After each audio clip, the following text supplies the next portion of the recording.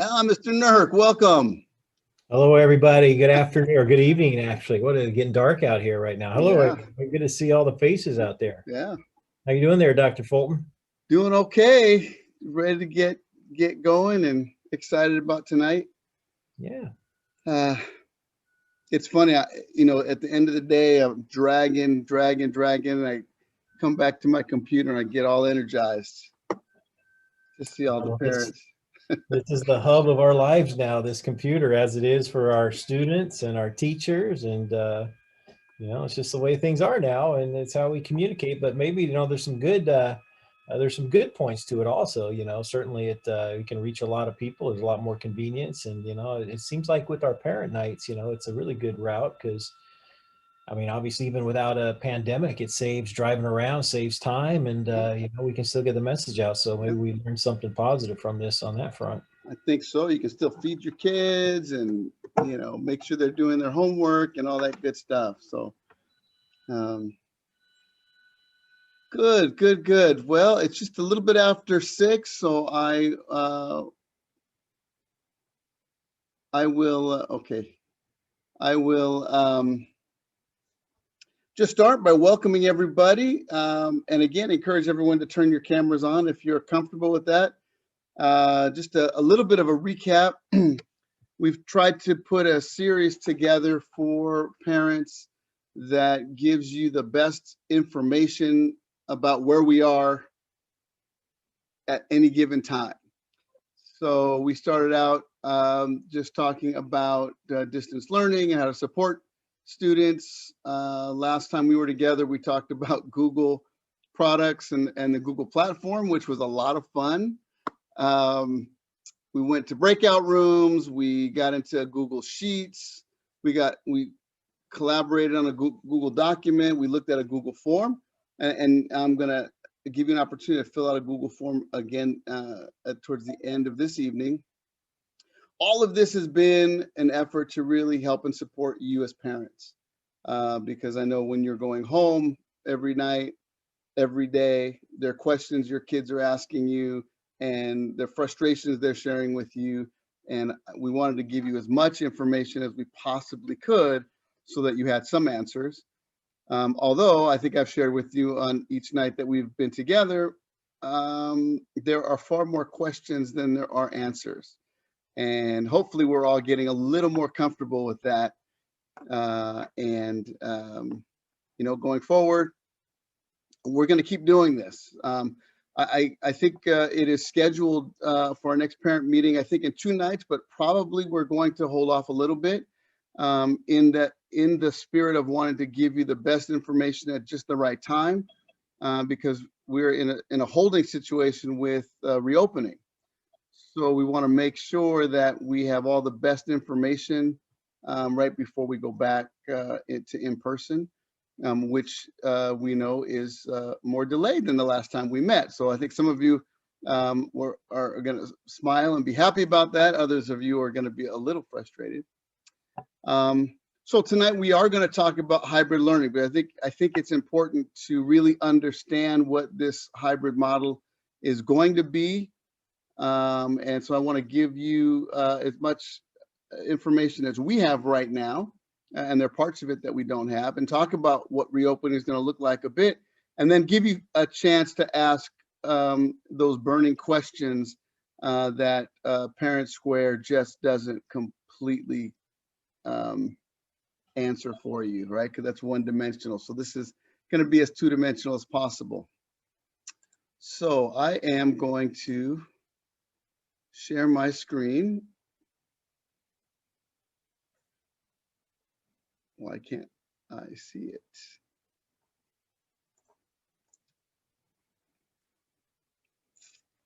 I have to exit it for me to.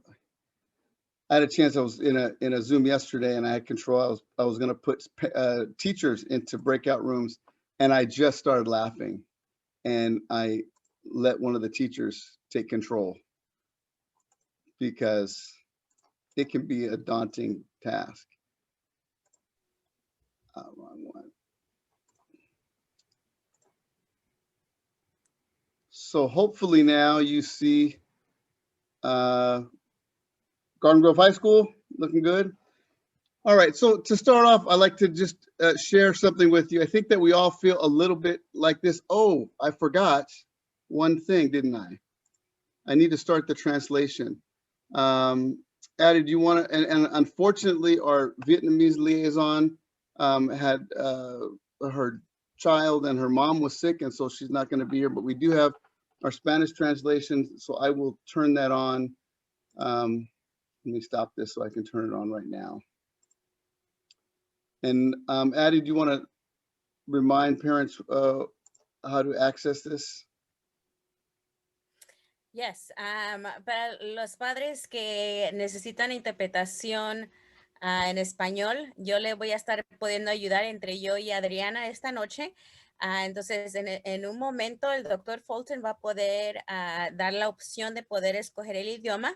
Entonces, solamente busca el idioma y nos estaremos viendo la misma presentación. Solamente estaremos escuchando solamente el idioma español. Ojalá que esta vez pueda funcionar. Hemos estado practicando, entonces ojalá que sí funcione. All right, here we go.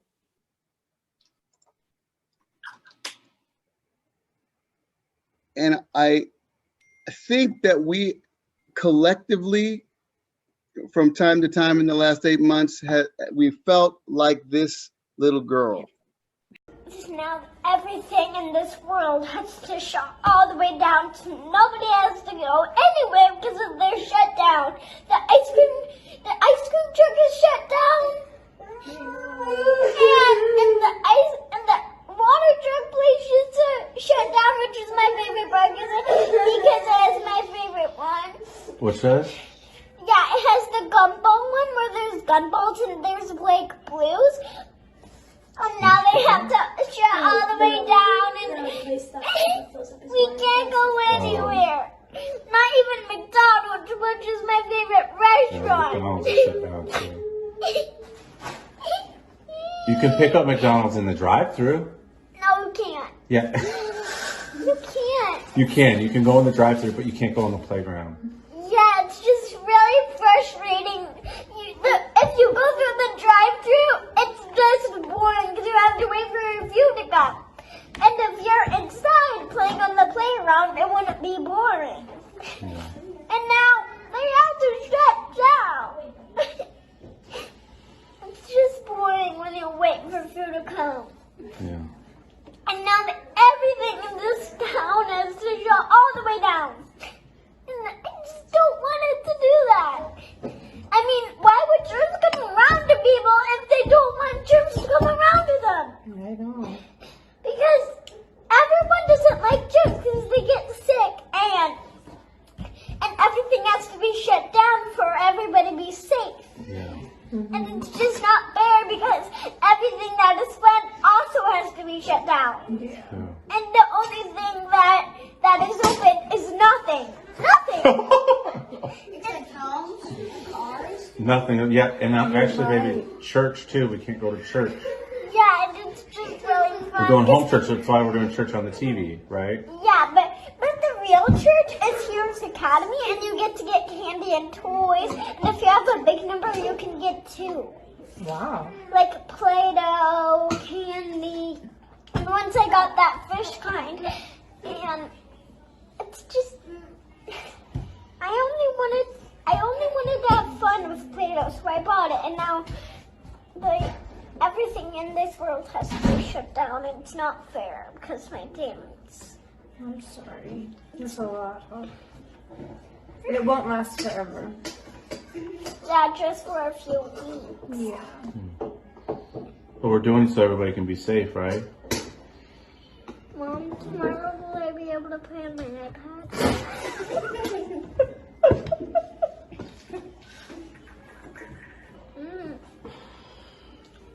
Can I play on my iPad? Thank you, Blake. I appreciate it very much. I love you very much. Sure. So I think that, over the last 8 months, certainly, and certainly this year, we probably felt like that a little bit, like that little girl, that everything is shut down. Well, some things are starting to open up and things are moving along. And one of those things that we are looking forward to certainly is our school reopening. And as we talked about last time, it's going to look quite different. This is the schedule that we have. I want to just explain it and go over just a little bit so that you get an idea. And we've done, I think, our best to keep it as close to what our schedule is right now, all online, so that it makes the transition a little easier. So you'll notice here that students are going to be broken up into either a cohort A or cohort B. So we've had to split the students in half in terms of who can be on campus at what time. And so they will be at school offsetting each other at home. So just going through this zero period is at 7 o'clock in the morning. That will be online. So we start our first period of the day at 8 o'clock. And you'll see on Monday, it's exactly the same as we are now. We're all online on Monday. So everything on Monday is online and zero period is online. First period on Tuesday, you see we have period A and period 1A, period 1B.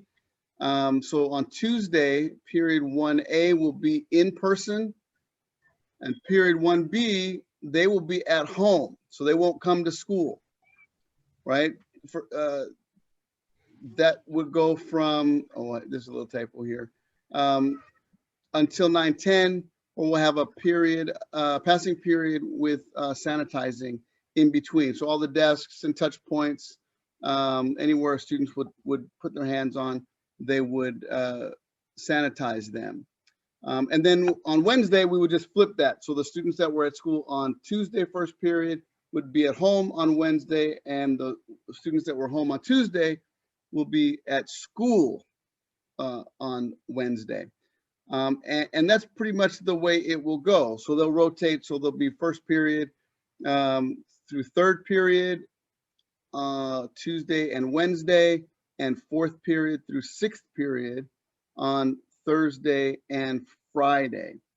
So when students are not at school, they'll be doing or involved, at least right now, in what we call asynchronous learning. So teachers will provide something for students to do during those specific periods of time when they are supposed to be in class. It will take a lot of self-regulation, but teachers will provide that and monitor that as closely as possible. This allows us to have the proper ratio of students in classrooms, right? So if we keep going, period 2A, 3A, period 2B, 3B, 4A, 5A, and so forth, and just switching back and forth. So you can see it's pretty much like our schedule is now, 3 classes per day, but just partly online and offline. I talked about this asynchronous time. That is the time period when students are at home. Those days. Now there is a possibility, and we'll talk about this a little bit later because it's part of our distance learning plan. And this is why there's been some delay in actually coming back, because one of the areas that we have to develop something is find out what we can do for distance learning. So there's a possibility of students accessing classrooms from home on those days, but it is complicated because we have a lot of teachers, and there are some difficulties in having students live in front of you and then on a computer screen. So we're kind of looking at those logistics, but just for parents' sake right now, I think it's important to know that this asynchronous time, if your student is in group B, for example, on Tuesday, they're going to be home for first, second, and third period with work to do, kind of self-paced and self-motivated. So that's going to be something I think parents are going to need to really think about. And we're thinking about it too, because we want to work and come up with the best ways of supporting you and motivating students. So just, in general then, what does it look like? So all students will be in class online on Mondays. Students will be on campus for 2 days a week from 8 to 12:30. And it will kind of look like this to give you just another kind of visual. I didn't indent the Thursday there, but so cohort B, they'd be on campus Tuesdays and Thursdays. A will be Tuesdays and Thursdays. Cohort B will be on campus Wednesdays and Fridays. And again, everybody will be learning online in all 6 classes on Monday. And so again, this is so that we can accommodate the number of students that are allowed to be on campus at one time. And we have, close to 2,400 students. So, we're going to have around 1,200 students on campus on the days when the students are on campus. I'm not going to play these videos. Hopefully they won't start automatically. But in a Parent Square recently, Mr. Nurk shared 3 videos. Well, it's 1 video, one in English, Spanish, and Vietnamese, to kind of take a look at what school is going to look like. What are the measures? You see in the picture here that Dr. Track has a temperature gauge in her hand. So we are working on a plan to have everybody take their temperatures, right? And we have a plan for all the classrooms to be sanitized in between classes, before classes, and after students are gone for the day. If you go to YouTube, you can just look up Todd Nurk, and you can choose the language of your choice to watch this video if you have not already done so. That gives you a real good visual of what school is like. Yeah, click this 3 times. So obviously the big issue that we have coming back to school in person is the safety. And so we have a number of ways that we are going to do our best to be as safe as possible. We have temperature checks daily. Hand washing stations have been installed. We have 24 of those, and so we'll encourage students to wash their hands frequently. We have touchless hand sanitizers that have been installed in every classroom and also around school. We are working on the walking directions. So, we want to make sure that students aren't, like normally students are like sardines swimming upstream and they're all shoulder to shoulder, right? And so we have to spread students out in a way and give them a path of travel. For students are going to be able to pick up lunch on their way out. So we have grab and go lunches. And our air conditioning filters have all been installed, the new filters that are high density CDC recommended filters that will filter out, viruses. And I don't know, I won't say it's 100% because I'm not sure of that, but these are the recommended highest density filters available. To the right, we have this student symptom decision tree.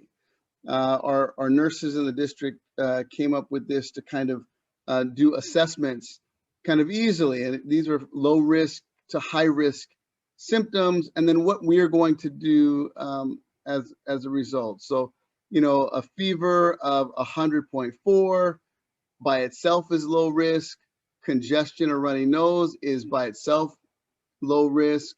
Nausea, vomiting, diarrhea is low risk by itself. Sore throat, headache, fatigue, and muscle and body aches. Those are all low risk by themselves. Higher risk, what they're calling a red flag symptom, would be a cough, difficulty breathing, or a loss of taste or smell. This chart kind of what we do now. Even low risk symptoms, we are going to send students home or have you keep students home and to return to school 24 hours after symptoms resolve, right, without fever reducing medications. If you have 2 low risk items or 1 high risk, so maybe you have you're congested and you have a sore throat, now you are going to stay home, and we're going to ask that a health care provider evaluate your student. So as soon as you get into a high risk, we want some medical professional.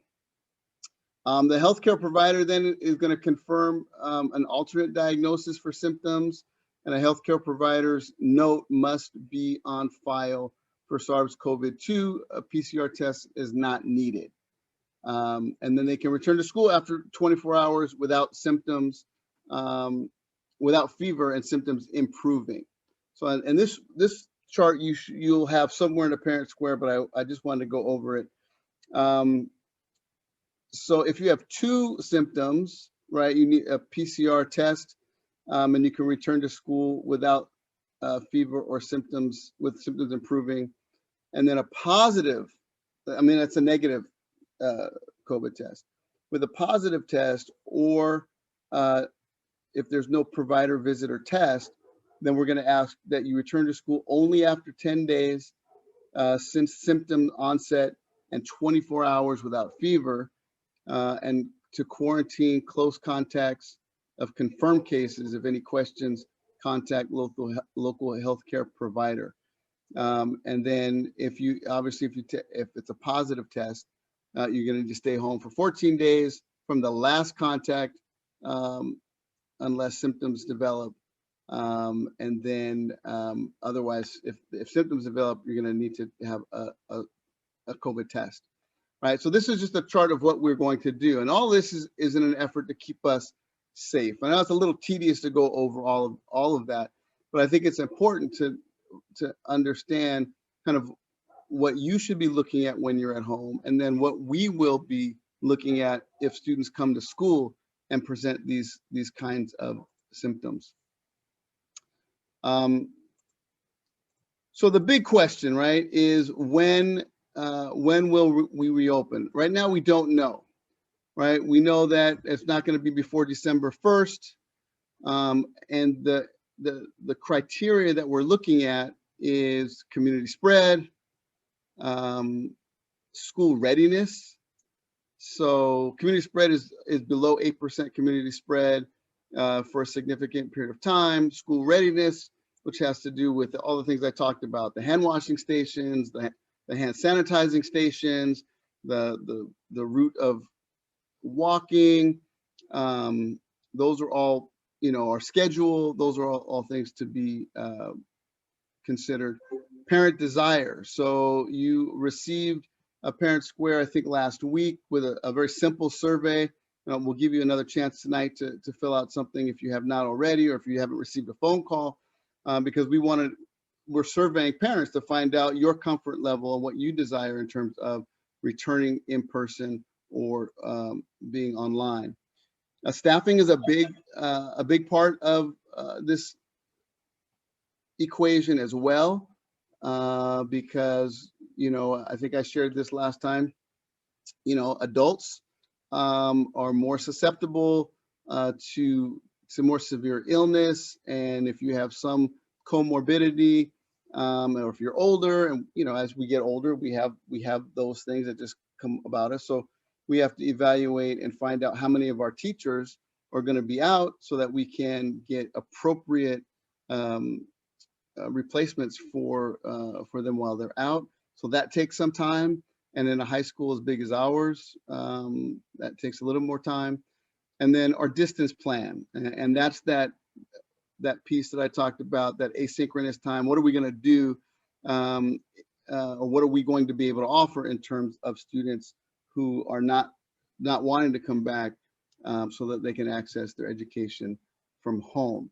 So that's the criteria. So this is one of those categories that is, there are questions, and then we have some answers and more questions, which we'll let you ask those questions. And if you have anything in the chat, you certainly can put it in the chat as well.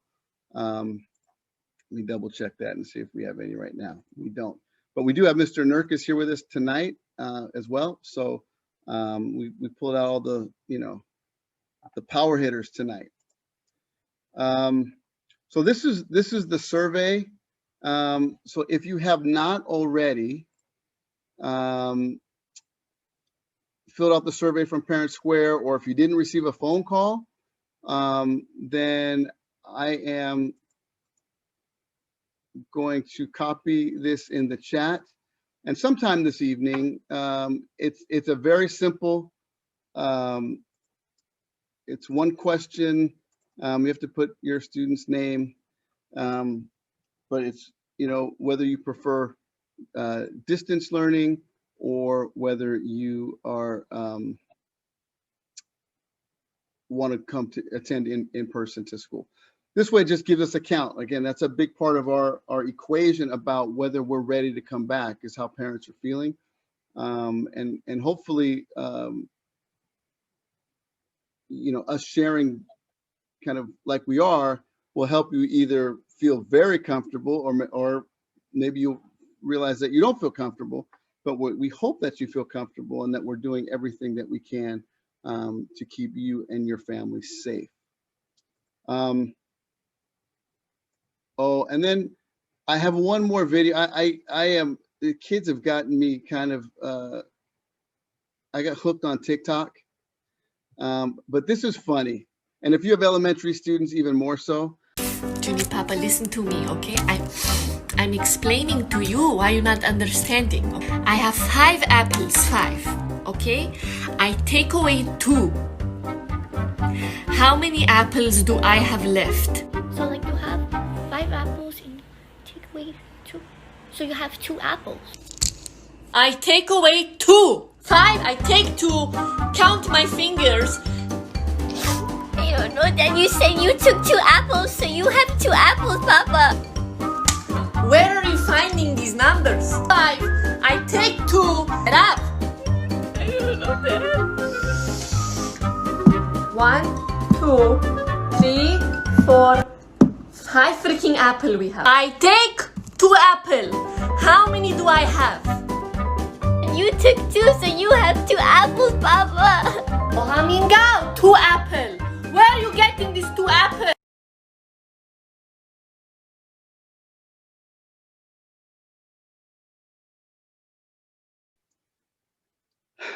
So that's kind of our plan right now. That's where we are. You know, we've worked, you know, as hard as we can. We continue to work on this plan. There's a couple of things I think I mentioned before also. You know, if students are at school twice a week in our hybrid model, face-to-face with teachers, it's a different kind of scenario than we are in right now. And so I want you to really be aware of that. Not that we won't be providing, you know, education those other days, but it's going to be different. Mr. Nurk, I don't know if you have anything that you would like to add, share with parents, and then parents, as you have questions, we really want to give you some answers. Well, thanks, Dr. Fulton. Again, thanks to all the parents for being here. I see a lot of faces on the screen, and it's you know, certainly the time right now where we want to learn about what's going on in our schools more than ever, because there's so many you know, different scenarios that present itself every day, and we're constantly faced with new things over here. And so Dr. Fulton took you through a lot of those questions that we're looking at every day, and a lot of those factors. I don't know if I have anything to add on that. I'll certainly take questions. I'll answer Summer's question that I see in the box. For some reason, my cursor, I can't get to answer. I was going to type it in there. That's a question that, boy, we sure were interested in that percentage. We wanted to know how many, you know, students are coming back, how many are interested in staying on a distance learning program.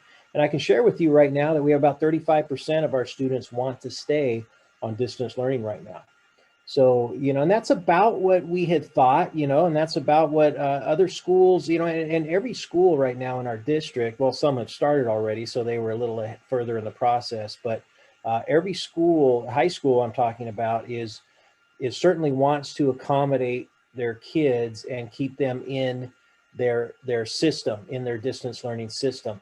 But it is a challenge. It is going to be a real challenge to put it together. We're going to do it. We're going to make something happen for us, but you know, keep in mind, we have to basically now serve 2 groups of people two groups of students, the live in-person students, as well as the distance learning with the same amount of staff. And so we're working on it right now as a staff to look at different ways to address it.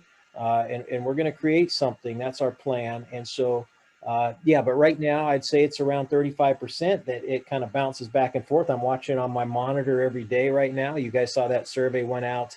And it went out last Tuesday, I believe. We don't have all responses in yet. We have a lot of calls to make. We're going to start doing that now because we're going to have an answer. We need an answer for every student. You know, we got to know how we're programming, how we're scheduling each kid. And so, you know, that's a big part of our equation. So that's about what we're seeing right now. And I think this far along, it's probably safe to say that's about what we will end up with when we get 100% of our responses.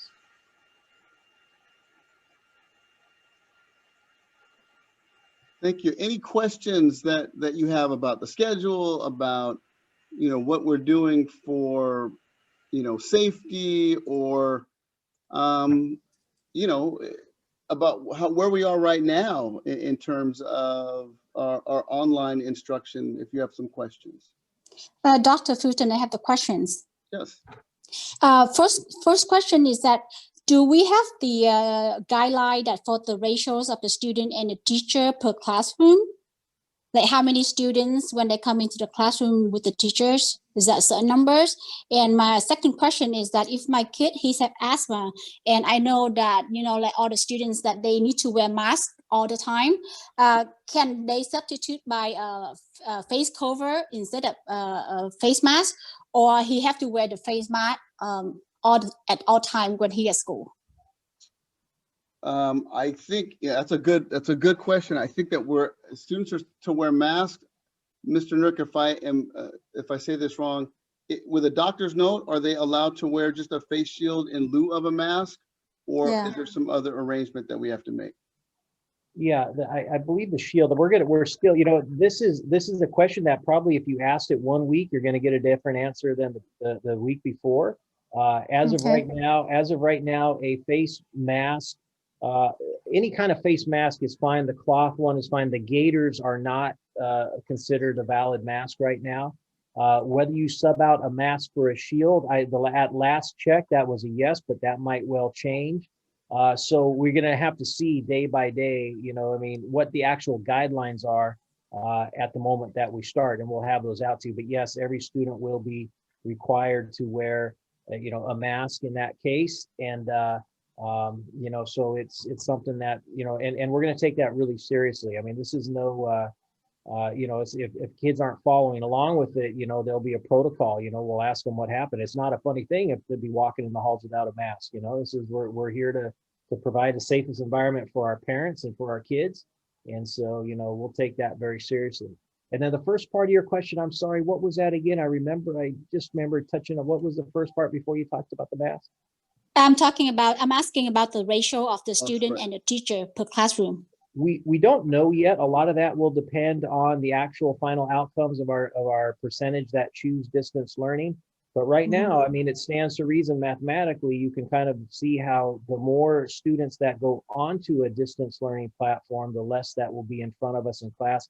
Our classrooms are geared up to 15 or 16 kids max. So we're not in most classrooms, we're finding that when we're being very conservative, we're making sure we have at least 6 feet between the desks. We're finding that, you know, 14, 15, and in some bigger classes, 16 is kind of all we can really fit. Although we're going to start pulling out some periphery furniture if we need to fit more, but we'll only fit more if everything is within 6 feet. And if we can't do it, then we're going to have to start looking at classroom changes. If a class has got 17 kids and I can't fit them in at 6 feet apart, then we're going to need to find a new class. Maybe we'll go outdoors. I don't know. We'll find, we got to think outside the box. We're not just going to jam them in there because we need to have 17. But I would say, in answer to your question, about the highest you're going to see as of right now, if our numbers hold, would be in that 15 range. But I got to think that quite a few will be significantly less if those numbers hold up. Okay, thank you. All right, and there's a question in the chat box. How can we tell whether it's flu or COVID?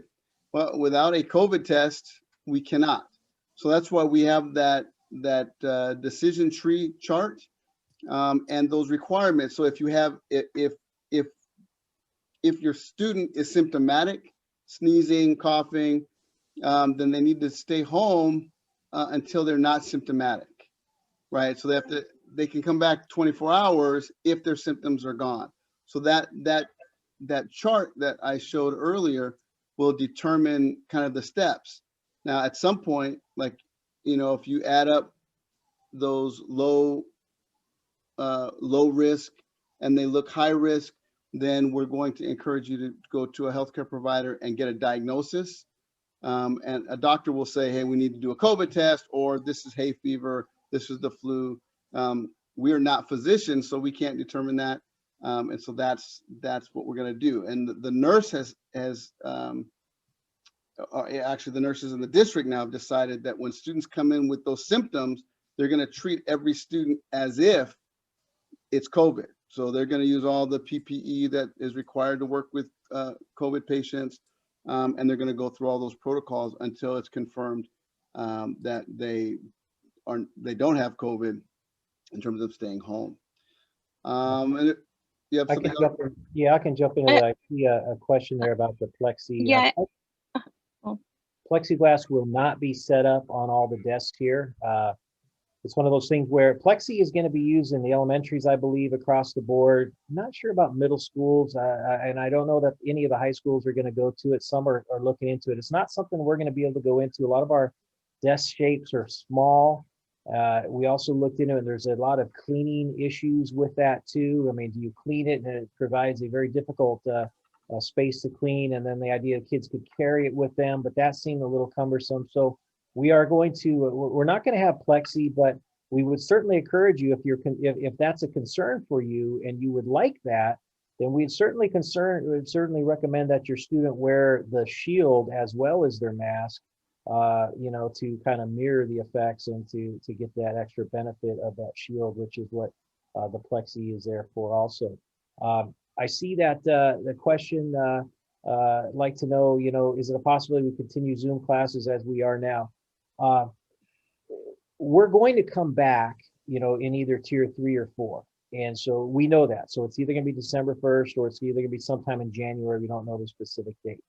So at that point in time, it's not going to be like it is now for the way that your Zoom classes are going. How we set it up, I'm still not quite sure, but it won't be as clean and simple as it is now. There will be some modifications, probably some classes, maybe you'll get live streamed, which means you'll see the teacher with the kids in front of the class, and you might be home following along. Some might be wholly at home.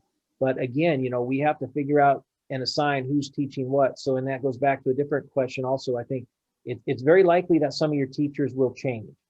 And some of the teachers change at the semester anyways, but when we do come back onto it, it's going to be really hard to have the best of all worlds and have your exact same schedule when you have 2 different groups now that we have to adhere to. So I would expect that there will be teacher changes in order to accommodate the wishes of all kids and parents, which is to either stay in distance learning or come in person.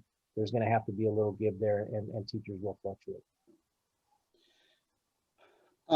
There's another question. If I choose distance learning in the survey, will my child be able to switch to hybrid in the future? And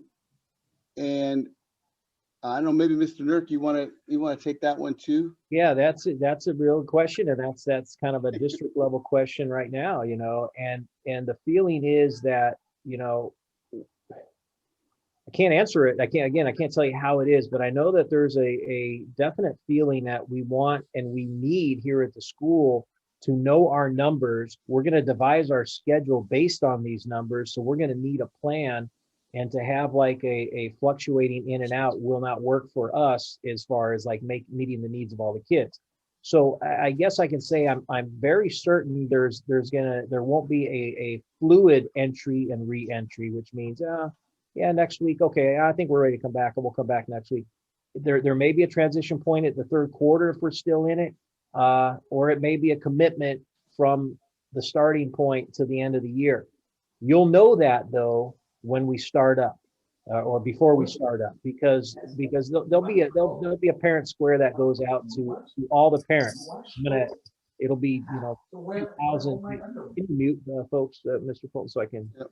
Dr. Fulton, there will be a parent square that goes out so that you guys can confirm your choice near the date, and that will probably be binding at that time. What we're doing right now is we're taking a best, I mean, what you guys are telling me on this survey is what, I'm hoping that you go with, because it'll give more accuracy to our numbers, but I do realize that conditions change. Your thoughts may change. COVID rates in the area may go way up, they may go way down. If they go way up, we probably won't open, but that would be something that would stop us. But so I know there's fluctuation. As a parent, you want to have a little bit of choice, but when we come down to the day, we have to finalize our choice. And like I say, a parent square will go out to one group who is for distance learning and one group who is for coming back. And it's going to be, hey, if you want to change, now's the time to tell me. And then after that point, we're going to be kind of stuck where we're at. And it's likely for the majority, if not all, the semester, but you'll know the parameters of that at that time. And there was another just mention, and I don't know. Well, I'll say this first. Like, the district is committed to making sure that your child gets an education. So this is, I think, an example of, like, we don't know, but we'll have to figure something out. I think there was a question about VLA, or Virtual Learning Academy, that was an option before. And I know that the official deadline to enroll in Virtual Learning Academy was October 26th. But I can't imagine that if we have a group of parents, that if something happens in the community, if there's more information that makes you fearful or hesitant, that there won't be some discussion to make sure that your sons and daughters get an education. The Virtual Learning Academy is very different than our schedule. It's much more independent, much less teacher instruction. There's some instruction at the beginning and the end of the day. But we're going to make sure that students have options to get an education. I heard one question verbal. I think I cut her off, though. I don't know if that person wants to jump in and give it. I do see a couple questions in the chat, Dr. Fulton, that we can answer too. But someone had a question. I interrupted them. I'm sorry I did that. Question here: if a student arrives to school sick with symptoms, what's a COVID care room? So in normal times, when a student, I see a student say, I got a headache, I say, okay, hey, sit down, relax for a second, let's see how you feel, let's get you back out there, right? I mean, we want our kids to be in school. Obviously, if they're sick, they go home and stuff. We're not saying that, but we're usually looking to make sure they stay here because we want them here. We want them to access all the learning. It's different now. Symptoms, when kids come up to the office or to the nurse's station and they have symptoms, they're going to the COVID care room. And what that is, that'll be the district nursing staff has taken a big role in the care of our kids now here coming up when we return. So they'll be the ones, and they have a decision tree. I think Dr. Fulton started to talk about that a little bit, on how to handle things. And that's good because we're not the health experts. We'll know them and understand them, but the COVID care room will be a room that we have on campus. It'll have dividers in different areas where kids who are showing symptoms can go. They'll be masked up. We'll probably put a shield on them at that time. And then we'll call home, and we're going to be calling home. It's not there to rest and get better and go back out to school. It's there, hey, you have some symptoms and it's a problem, we want you to, just like you wouldn't want, kids with other symptoms around the whole population. We don't want that. And, if a student is showing symptoms, we'll get a hold of the parents and give them a chance to self-evaluate. So the room is basically a room that is going to be stocked with cots and dividers and places where if kids are showing symptoms, then, they'll be safely brought there and parent informed. The idea, why would we start in tier 3? Well, here we are now. We just started quarter 2. And, that's going to be a district level question. The district is trying to, listen to the majority of the parents, and the majority of the parents, even though quite a few in our school, 35% is a pretty big number that want distance learning, but still that obviously means 65% want to come back. And so the district is listening to that and feeling obviously an obligation to open up, as most all schools in Orange County are getting to that point now. So if we're ready to go and those factors are in place, and we get the call, then we're going to go. it might be that it starts in the second semester, and perhaps that would be an easier transition schedule wise. Certain things I have control of and certain things I don't, and the Board of Education will be looking at all those factors and making that call. And we're gonna answer the bill, whatever they call for. But yeah, I know what you mean by the cleaner separation then. But there are a lot of parents who do want to get their kids into class, and so you know, we're just going to do whatever it is that we're asked to do, and we'll be ready to go. And we skipped a question. How does facial hair impact the face covering if you have a beard? And I would just say, you know, you want to make sure that your student, if they have a beard, that they have a mask that is as snug as possible, right? And they might have to trim their beard a little bit, because the idea is you want to make sure that is as sealed as possible. So that's just from watching the news. You know, I'm not a physician, but there's a question about, with distance learning, can my kid play school sports? So are you talking about, like, if they're enrolled certainly at Garden Grove, and we have a distance learning option, they will be. If they're at the Virtual Learning Academy, they still will be able to participate in sports as well, I believe. Is that still? That's one of the things we talked about the other day. That may have changed. Yeah, that one did. That one's a no on the VLA right now. But right, and again, these are things that do change, and we all talked about this at the district. And right now, distance learning in our site, at first was a no, what we heard, but that has changed. So a student enrolling at the VLA for now would not be part of the CIF sports team here at Garden Grove High School, but those in a distance learning program, those 35% that you heard that are putting in for it, you know, that would be acceptable. Kids will switch rooms. You know, a high school is a lot different than the elementary. You don't have homogeneous groups of kids. You have, you know, we have about 89 classes operating at one time every period. And so, you know, you think about those 89 kids, and those kids are all different grades, different subjects. And so, you know, what teacher would you bring to what room to teach those kids? Well, those kids are all going off into, you know, you got a class of 30 kids, and the next period, those 30 kids are going off into 30 different classrooms potentially. So, you know, there's no way to organize that at a high school level. There's a good way to do that in elementary school. And I think a lot of schools are doing that. They're keeping the kids in the same class because they spend the whole day together. And then a different teacher coming in and teach them a different subject. And that's less transition, and that's good, but there's no way possible to get that in high school. Yes, if a student comes without a mask, we will provide them. We'll have one here in the front office. They won't be allowed to come onto campus. We're still not sure how we're going to take temperature checks yet. We're going to take those. It'll likely be at the door. You know, we're going to have to talk about the gates that are open. We don't want a bottleneck out in the front of the school with a large group of kids. So we have to have multiple entry points, multiple people taking them if we do them outdoors like that at the gates. And certainly if we see a student without a mask that walks up, well, that would be a student that we would point them in the direction of the office to get a mask. So all students have to have masks.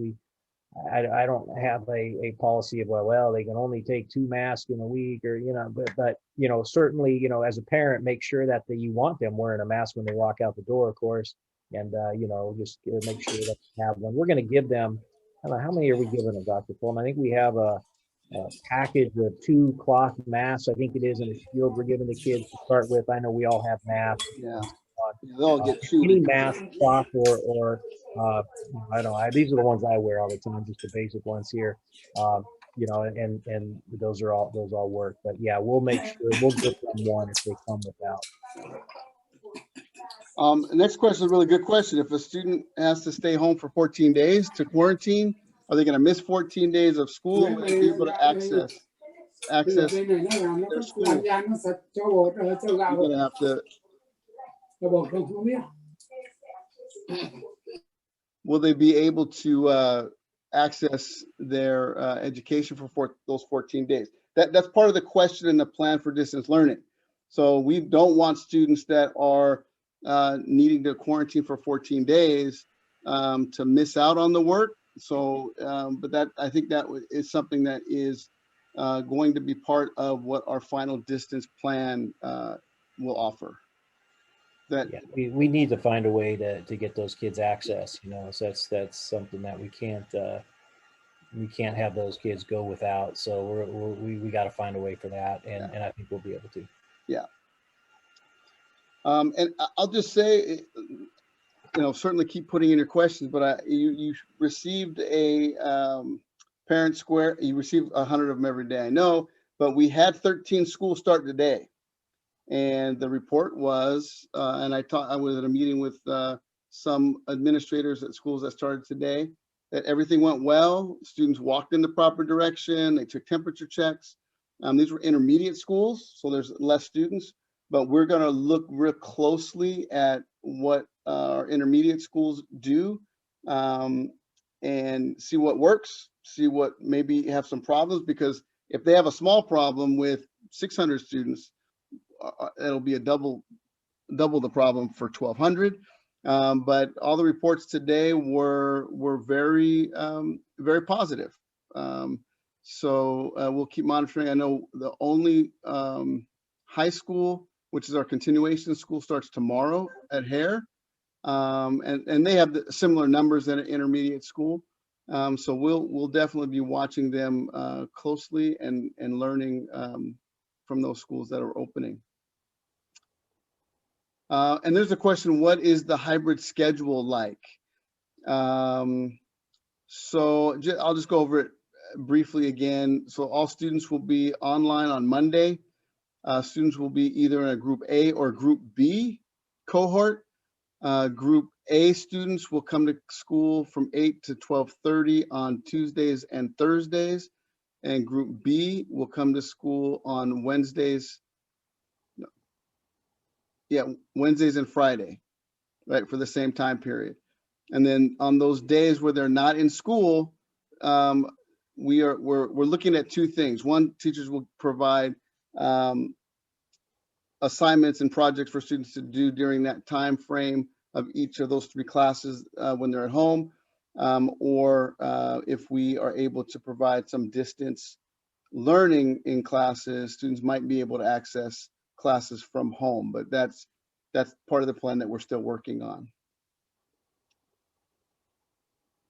Are there any other questions? Do we get to choose the group for our student?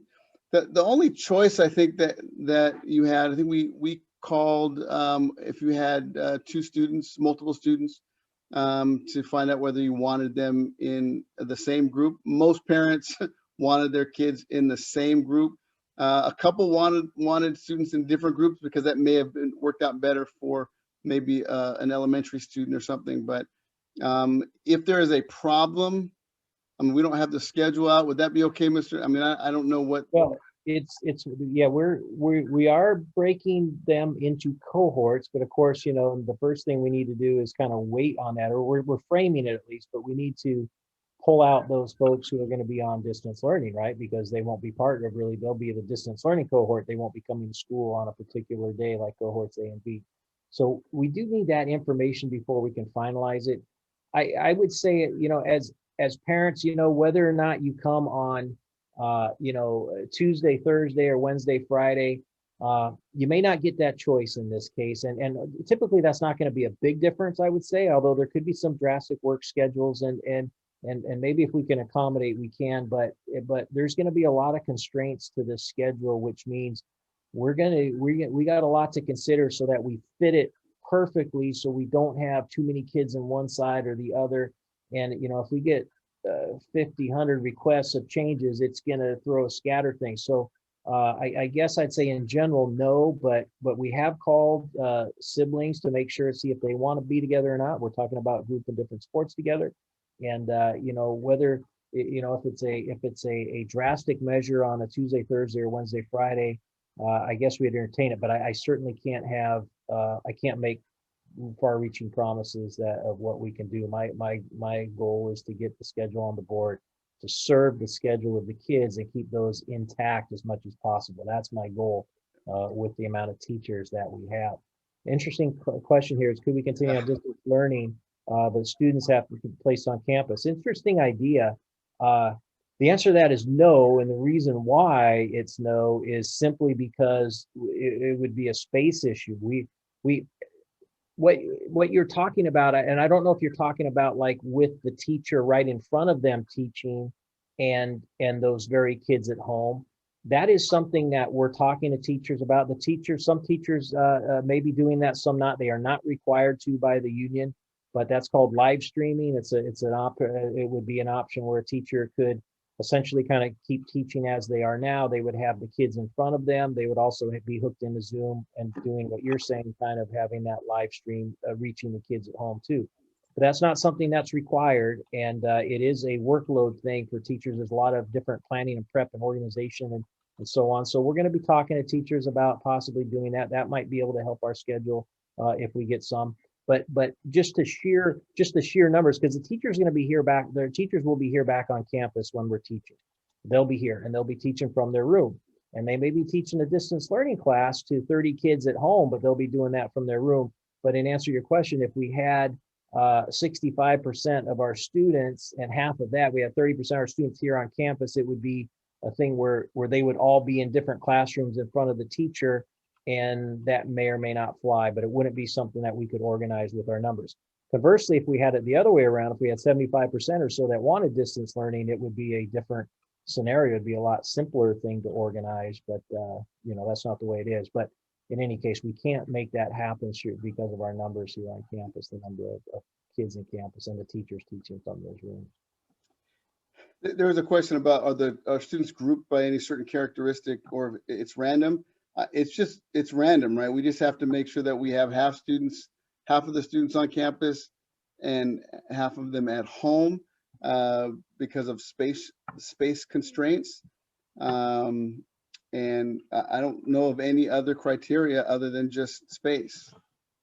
Yeah, we want it to be as random as possible. After we pull out a couple of groups, maybe for a sports team so that they can practice together, just a couple of options for that. Otherwise, in a class of 30 kids, it could be any grade level. Our teachers are teaching different classes every period, different grade levels. So it's not going to be like freshmen some days, freshmen, sophomores, juniors.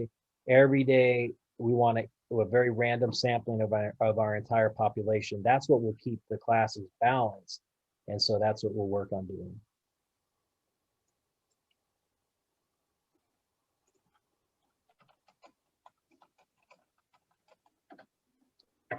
Well, Latin, interesting one there. So Latin, that's a good question. Latin, there is no Latin offered at the Virtual Learning Academy. That's the VLA has quite a few courses, but world languages are a little bit light on. That's the one aspect that might be a little bit light. I think it's Spanish 1 and 2. I don't think Heritage. I don't think Vietnamese, and no Latin. So Latin will be something that we'll be obviously working on offering here, and these are the complexities of it because we have one Latin teacher. And so, we're going to have to find a way to address and make it happen for all the kids in those Latin classes. And there's 3 different periods where there's Latin and there's combination classes in there. So, Latin will be something that we'll need to figure out a way to offer here at Garden Grove High School.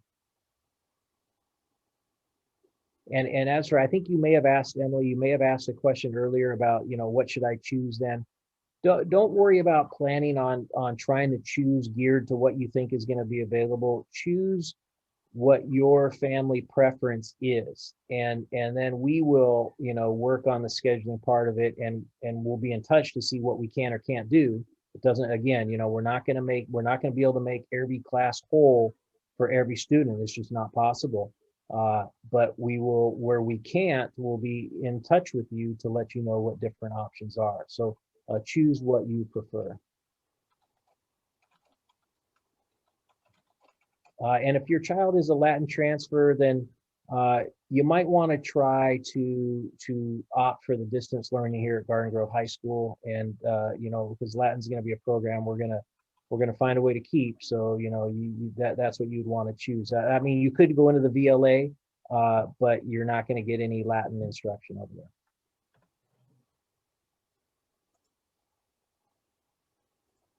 Culinary is not offered at the VLA, I don't believe. You remember seeing that, Dr. Fulton? Culinary is not.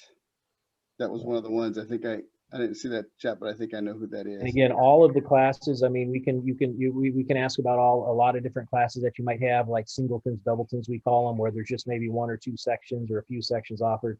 You know, we're going to have to find a way to offer them here, you know, or as many as we can. And, you know, and again, we'll be in touch with what we can and can't offer. But, you know, of course, we have quite a few kids in the culinary, and we'll be looking to make that available in both ways also.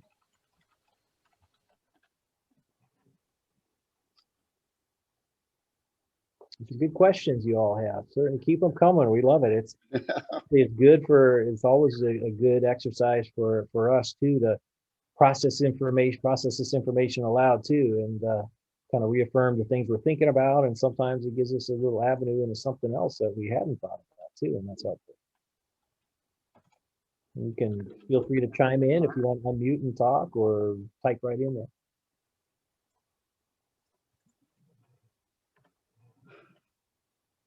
Any other question or comments?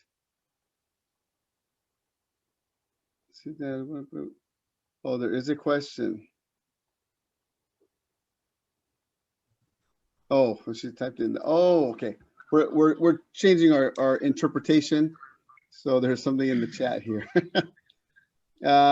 tienen alguna pregunta, pueden proceder a preguntar.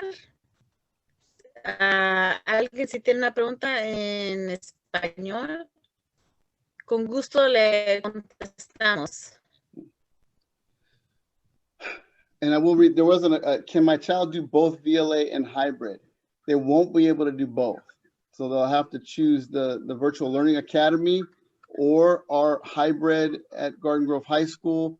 And with the hopes that we'll have a distance learning plan that would be agreeable or work out for your student.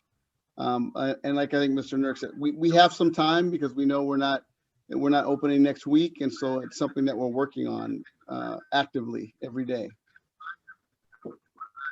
Then there's a question. My child has 2 classes for music and Latin. His last name is Park. How is his schedule most likely to look? I don't know if we have any. He'll be in either a Group A or Group B, and we don't have all that finalized right now. He'll either be on campus Tuesday, Thursday, or Wednesday, Friday. He'll be at home all day Monday, because all students will be on virtual on Monday. And then, but we don't have that exact information right now. But he will have all his classes will still be taught, right? Those music classes. Yeah, and you know, it's safe to say, and I'll say, I think this is probably a good at least premise to have. It's safe to say that all the classes that are offered here are going to be offered in person. Okay, so I mean that part of it, you know, we don't figure to cut classes that are offered in person. You know, that is what our teachers will be teaching here. Bye, Adeline. Thank you very much. So keep that in mind, you know, and whether we can live stream those also and figure out a way around it, you know, we will try and try to make, but we do figure to offer everything that we have in person, still in person. So that's a goal.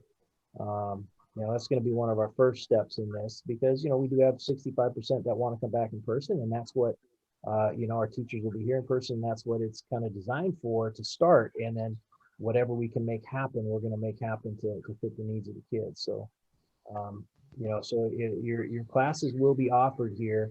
And again, it's hard to comment because we don't have that yet, but I'm really excited we got a lot of work ahead of ourselves over here, but we can do it. But it's, and I'm looking forward to getting the schedule finalized and done, because that's the big thing that's, you know, on our minds right now. AP classes offered in virtual. When you say virtual class, is that Virtual Academy or virtually at Garden Grove? Because we definitely will continue our AP classes at Garden Grove, and our AP teachers are very concerned about continuing. Virtual Academy, yes, they do have AP classes at the Virtual Academy. They don't have AP Chemistry. But I think they have most of the, I think that's the one that they don't have. I can't think of another one offhand. I don't think they have the like AP Spanish either, if I remember. I'll try and look that up right now.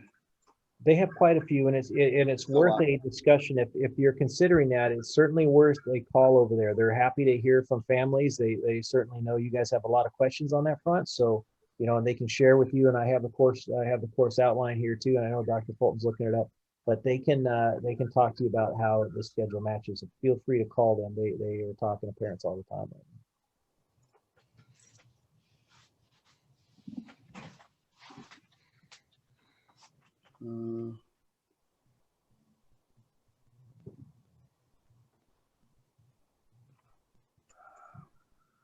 I'll find it. Any other questions?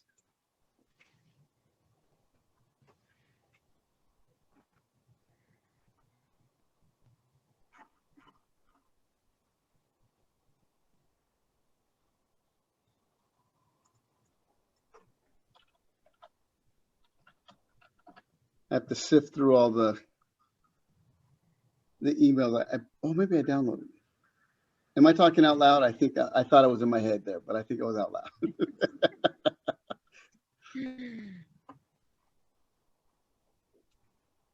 Well, I think we got most of the stuff in the chat here. I don't know if I might have gone over a couple, but you know, that's the question and answer part is really the most, I think, a really important time for parents. I know I feel that at my kids' school. You know, my kids are in 8th grade. I got twins, and we're not even close to coming back. I don't know when we're going to come back, but there's a lot of, you know, I just have a lot of questions myself. How confident on December 1st? I wouldn't be surprised if we did. I wouldn't be surprised if we didn't. You know, it's 50-50. I don't know. You know, we the site will be ready. You know, the schedule is the thing that I think is going to be the biggest thing for us. But if we get that call to go December 1st, we'll have it ready. We're going to be working with our teachers on you know, how they're interested in organizing their classes. We got the survey we're wrapping up with the parents, and then we got 24 hours a day to work on the schedule and get it done, and we will. And then our site, you know, our health protocols, safety protocols, we'll have those in place. We got to finalize our classrooms and clear some things out. We're waiting on something there, but that's inconsequential. We'll have the site ready, and yeah, so it's really up to the district. The Board of Education will meet, and they'll talk about it, as they are each time, about school openings and tiers, and they'll look at all of our data. COVID rates will be a big one. Staffing will be a big one for us too. We're the biggest high school in the district, you know, obviously 2,400 kids just about. And, you know, we have 100 teachers here. So, you know, and some will be going on leave more than likely. And so we have to get those filled through our personnel department. And, you know, so that takes a little time too. So, you know, those are all the factors that they're looking at. Dr. Fulton outlined them. And, you know, like I said, once we get the green light, we'll be there. But I can't tell you one way or another December 1st. It would be a tough call either way. And you know, Zoom classes for the year. I mean, hard to predict the future. You know, who knows? Vaccine could change everything, and everyone's good to go. And well, it's not realistic, but you know what I'm saying is, like, we don't know anything. You don't know. But you know, for as long as it's necessary to have distance learning, we'll have it. And you know, that could take us up to June. It could. It may end. I don't know. You know, I mean, your guess is, you know, the day that we see 35 kids in a class under regular measures, your guess is as good as mine. You know, I don't have the answer on that. Nobody really does, but it's possible it could take us through the school year. All right, I do have the course offerings for VLA. I have way too many emails. So for our AP, there are a lot. AP English Lang, AP English Lit, AP Statistics, AP Calculus B, AP Bio, AP Environmental Science, AP World History, AP Human Geography, AP United States History, AP Civics, AP Psychology. So those are the AP offerings, which is quite a bit. But like I thought, there's no AP Chemistry, no AP Spanish, Lit, or language. So I know I talked to a student last week who was in AP Chemistry and was concerned about, missing that class. It's not a class that she actually needs to graduate, but she wants to do her college applications for next year. So, and we understand there are going to be some tough decisions that you are going to be making. And we'll just keep reiterating over and over again that we are doing everything we can to offer in the most convenient and most safe ways the classes that we are currently offering, so that you don't have to make a choice of potentially not taking a class that is important to you and to your student. If you're anything like me, I think I've shared this with you every time we've met, I probably watch too much news. I probably listen to the science of this way too much. And so I have to remember when I start answering some of these questions that some of it is my opinion, but based on what I've heard. But every day, what I am more convinced of is that the whole country and really the whole world, we're asking these same questions. And there's some we won't have answers today, and maybe we'll have them next week, and maybe we'll have them a month from now. I've never lived through a pandemic. It's the first time, but I think we're going to learn a lot along the way. I was thinking the other day, I grew up listening to my grandmother talk about, my great grandmother died in the Spanish flu and World War I and World War II and the Depression and all these things. And I'm always amazed. I was always amazed as a kid listening to my grandmother tell these stories and how she was so brave and she lived through all of. We're doing that right now. So when we're going to have grandkids, we're going to tell them those stories, and then we'll have all the answers to all these questions. You know what, Dr. Ford, we have, I just realized we have a very special guest in here right now. She's a teacher on staff here. She teaches 3 honors, and she teaches ERWIC. She's taught ethnic studies, and she's with us. I'll tell you, Miss Laura, I know that our parents would love to probably hear from you and what it's like for you teaching right now, what your feelings are here with the kids, and any thoughts you have about this whole process this year. Yes, hello.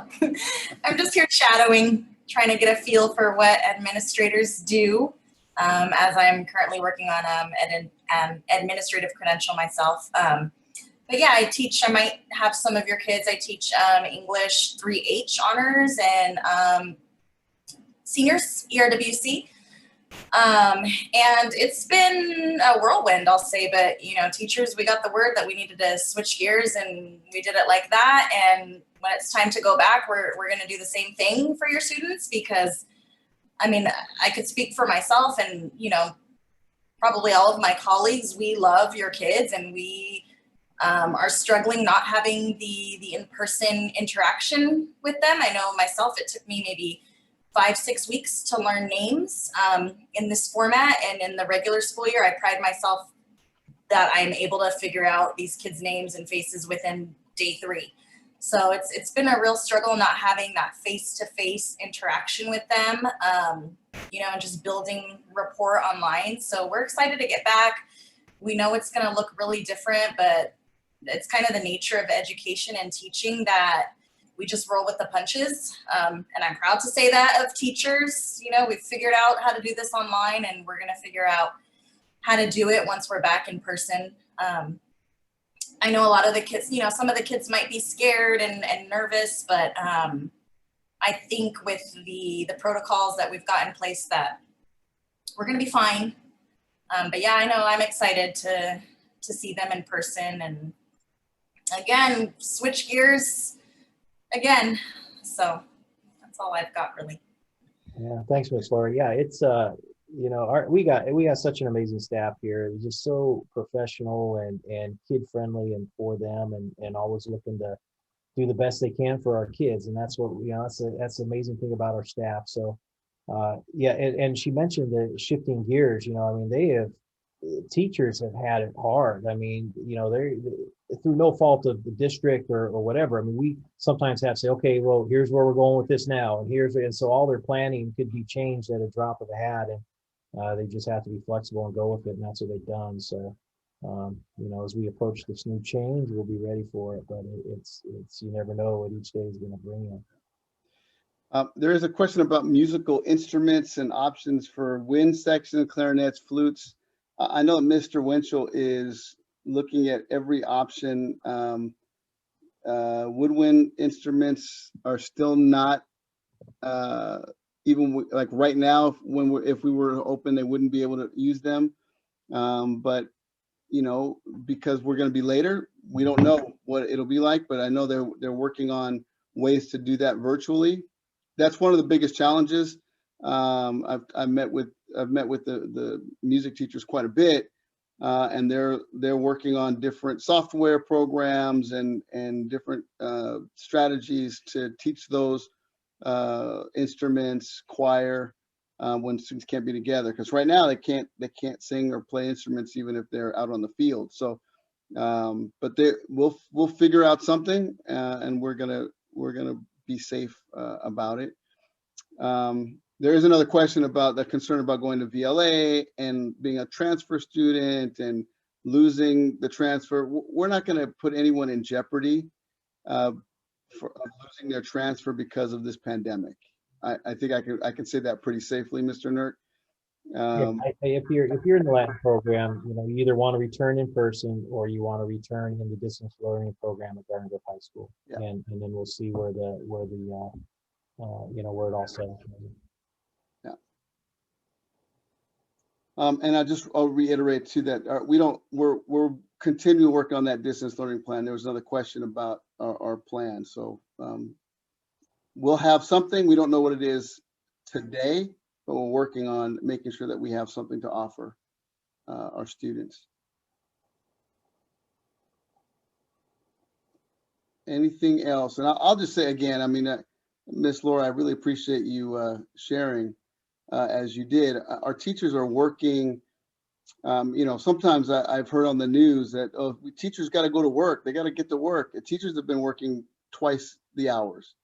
They're teaching 6 hours a day and planning 6 hours at night now because all of this is new. I mean, and if you think about your individual comfort level with technology, that's the same, that we're gonna have the same variance with our teachers that as we have. And to go overnight to integrating technology every day, it's huge because it's not completely, but there's a lot of difference in creating a learning environment in a virtual world as opposed to creating it in person in the classroom. And teachers are doing a phenomenal job of that. And, you know, I often get emails from teachers. I probably have emails from them right now, right? They're working and planning. And so we can't say enough about our teachers.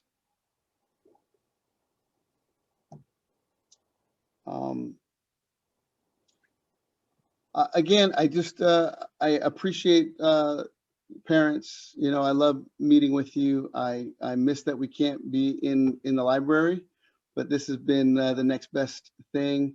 I will send out information about our next meeting. By design, I wanted it to be really at a point where we have some of the answers to some of these questions that we don't have right now. We've been meeting every other week, but we'll delay this next meeting because I think we're going to be, this is where we're going to be, right, for a period of time in terms of these questions. And we'll continue to give you information. I don't think there'll be any more surveys once we get through this one, and we'll just be working towards opening either in December or in January, depending on what we're told. And I'll emphasize that too. As much as we would like to do certain things at certain times, there is a higher power that tells us when we're ready. And we'll be excited when that day comes because it will be safe, or it'll be the safest possible way of coming back. We'll have an education plan and strategy that will be the best that we can offer. And there'll be a lot of enthusiasm. And just listening to one of the administrators from Bell, I think it was Bell, she said kids were so excited to be at school. And there was a mom on said, I don't know what my daughter learned today, but she was really excited about being able to see her friends and, you know, sitting 6 feet away from her at lunch and those kind of things. So, you know, we'll weather this storm. We'll weather it together. It takes all of us, teachers, it takes the school, like parents and students, to make this work. I'll also say that I've been impressed with your sons and daughters. By and large, they have really stepped up and taken the challenge of a new learning environment. Some of them are very frustrated. Some of them are really missing the social aspect of school, and they're persevering and really giving it their best effort. And so I applaud your sons and daughters, which means I applaud you too, because I know that your kids don't do it on their own. And I know for every like super motivated student, there's a mom or dad right behind them saying, you got to do it. You got to do it. You can't give up. And that's what we have to do. And now, like, you know, some extra hugs and, you know, that boys go a long way, because it is difficult. And as much as students, we tell them to get off their phones and stop the screen time, and they don't have an option now. And it is draining. It is draining. When we're done here, I'm going to go into the living room and I'll probably just collapse, because I've been, you know, I'm 6 hours or 7 hours on Zoom meetings, and it's really, really tough for adolescents. But they're working hard, they're learning, and we anticipate there's going to be some areas that are missed, right? But we're going to catch them up, and we're going to evaluate those gaps. But I think that there's not going to be too many learning gaps. There'll be more kind of adjusting to how to learn. And I think I said this last time, when we come back to in-person, there's going to be another adjustment period, because it's still going to be different.